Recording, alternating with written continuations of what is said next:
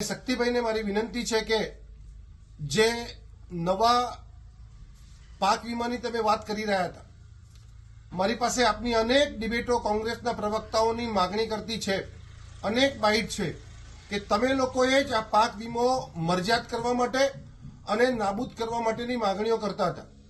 તેમ છતાં પણ સરકારે પાક વીમાની ગેરહાજરીમાં પણ સતત 15મું પેકેજ છેલ્લા 10 વર્ષમાં 15મી વાર કુદરતી આપત્તિના સમયમાં ખેડૂતોને મદદ કરવાનો પ્રયાસ કર્યો છે અને સિવાય પણ અનેક યોજનાઓથી ખેડૂતોને પૂરક બન્યા છે.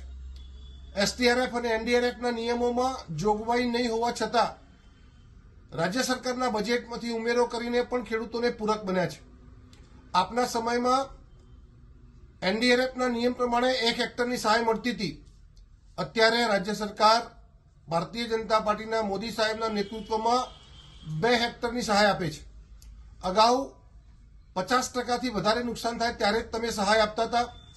અત્યારે 33% કરતાં વધારે નુકસાન થાય ત્યારે પણ આ મોદી સરકાર સહાય આપે છે અને 4500 પ્રતિ હેક્ટરની સહાયનું ધોરણ હતું એ 8500 પ્રતિ હેક્ટર કરવાનું કામ પણ ભારતીય જનતા પાર્ટીની સરકારે કર્યું છે અને સાથે સાથે એમાં ગુજરાત સરકારે પણ વધારાનો ઉમેરો કરી અને સહાય આપવાના ધોરણો બનાવ્યા છે. એવા સંજોગોમાં શક્તિસિંહજીને ગુજરાતના ખેતી ખેડૂતો અને ગામડા વિશે બોલવાનો સહેજ પણ અધિકાર નથી.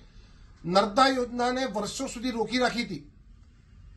ડેમ તૈયાર હતો અને દરવાજા બંધ કરવાની મંજૂરી નહોતી આપતી ત્યારે તમારે મનમોહનજી સરકાર પાસે જઈ અને આ પ્રકારની વાત કરવાની જરૂર હતી.